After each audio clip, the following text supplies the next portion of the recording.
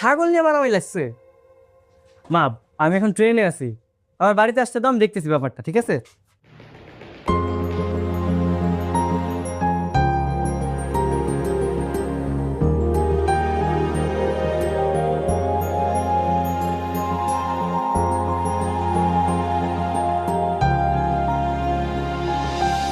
ওর বাপ মা মরার পর বাচ্চাদের এতিম হয়ে গেছে, খালি এদিক ওদিক ছুটে বেড়াচ্ছে খাওয়ার জন্য।